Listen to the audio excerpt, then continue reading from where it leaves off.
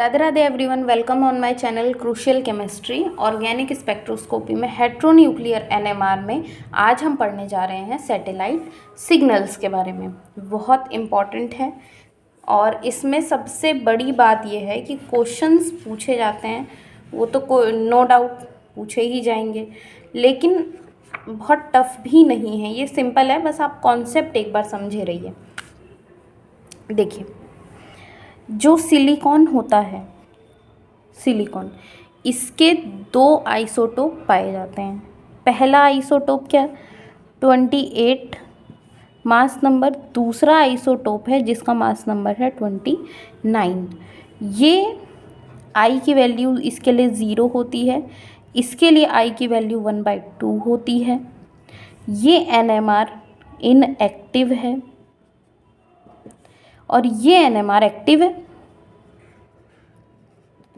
ठीक है, इतना समझ में आया? यहाँ तक तो आराम से समझ में आ गया होगा, कोई दिक्कत नहीं है।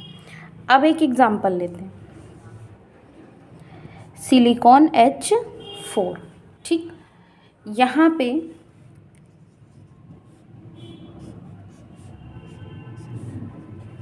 जो 4 H होते हैं, ये चारों ही A टाइप के हाइड्रोजन हैं। ठीक है, चारों A टाइप के। उसके बाद एक सेकेंड, ये चारों आपके कैसे A टाइप के हाइड्रोजन हैं। ठीक है, तो जब हम 29 सिलिकॉन का एनएमआर जब देखते हैं तो यहाँ पे हमें सिलिकॉन का क्या मिलता है, क्विंटेट। क्विंटेट क्यों? क्योंकि ये 4 हाइड्रोजन सेम टाइप के हैं।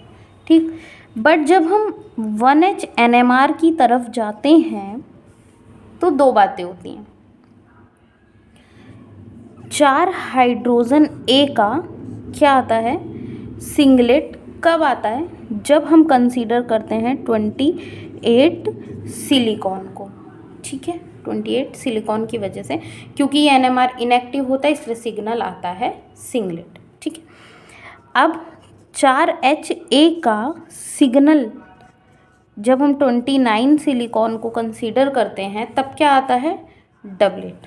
जब इसके साथ, भाई ये एनएमआर एक्टिव है तो कपलिंग तो यहीं होगी, यहाँ कोई कपलिंग नहीं होगी, समझ रहे हो? और एक बात कि 28 सिलिकॉन जो है ये 95% प्रेजेंट होता है और ये 5% ही प्रेजेंट होता है। कहाँ? एनवायरनमेंट में। ठीक है, अब इसको बनाते हैं। ये जो सिंगलेट डबलेट आया है, देखिए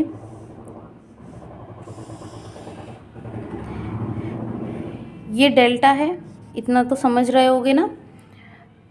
अब देखो, इसका तो सिंगलेट आया, कोई प्रॉब्लम नहीं। क्या है ये, 29 सिलिकॉन, कोई दिक्कत नहीं। बट जब हम यहाँ पे आते हैं 28 सिलिकॉन है ये, 28 वाला, 29 वाले पे जब हम आते हैं तो हम क्या देखते हैं कि यहाँ हमें एक डबलेट दिखाई देता है। 29 सिलिकॉन, 29 सिलिकॉन, समझ रहे हो?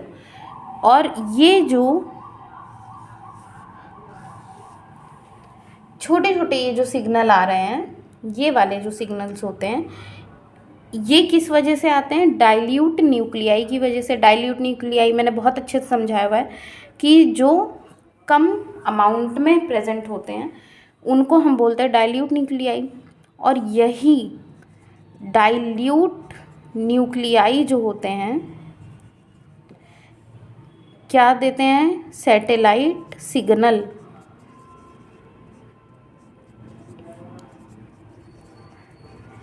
मतलब ये जो छोटे छोटे सिग्नल होते हैं ना, ये वाले, इनको हम बोलते हैं सैटेलाइट सिग्नल्स।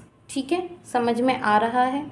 तो ये आपका सैटेलाइट सिग्नल हो गया। अब एक चीज़ आप ध्यान दीजिएगा कि इस पे क्वेश्चंस एग्ज़ाम में अच्छे से पूछता है तो बहुत सिंपल टॉपिक, समझ में भी आ गया होगा, बट क्वेश्चन एग्ज़ाम में पूछ लेता है। कैसे पूछेगा? जैसे अभी मैंने आपको बताया, अभी जो एग्ज़ाम्पल समझाया, यही सेम एग्ज़ाम्पल अगर क्वेश्चन की फॉर्म में वो पूछ लेगा तो वो कहेगा क्या कि हमने 2 कंपाउंड लिए, 29 सिलिकॉन एक तो ले लिया एलिमेंट, और दूसरा हमने 28 सिलिकॉन ले लिया, और दोनों ही हमने बराबर बराबर अमाउंट में एक टेस्ट ट्यूब में ले लिया है। ठीक है, उसके बाद हमें बताना क्या है कि इन दोनों के सिग्नल क्या आएंगे। इन दोनों का सिग्नल कितना आएगा, एक तो ये नंबर ऑफ सिग्नल, दूसरा मल्टीप्लेट्स कितने आएंगे।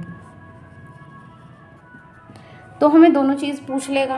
तो अब हमें इतना पता है ना कि 28 वाला तो सिंगलेट ही देगा, NMR इनएक्टिव होता है।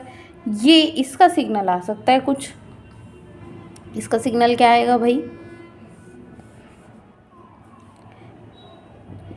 SiH4 की बात हो रही है। ठीक है, इसमें क्या होगा, इसका सिंगलेट आएगा, अभी एग्जाम्पल जैसे हम देख के आ रहे हैं, और इसमें क्या आएगा, डबलेट आएगा। तो सिग्नल आप कैसे बना देंगे, ये डेल्टा है, एक डबलेट बनाएंगे, उसके बाद आप एक बनाएंगे सिंगलेट, बस। तो नंबर ऑफ सिग्नल आ गए 2, और मल्टीप्लेट्स कितने आ रहे हैं, डबलेट और सिंगलेट, यही तो आ रहा है। तो इस टाइप से क्वेश्चंस वो पूछ सकता है आपके एग्ज़ाम में। तो यहाँ पे हमारा हेट्रोन्यूक्लियर NMR का जो टॉपिक है वो होता है ख़त्म। अब हम नेक्स्ट वीडियो में बात करेंगे सीधे मास बार स्पेक्ट्रोस्कोपी की। इम्पॉर्टेंट टॉपिक है वो कंपटीशन के पॉइंट ऑफ व्यू से।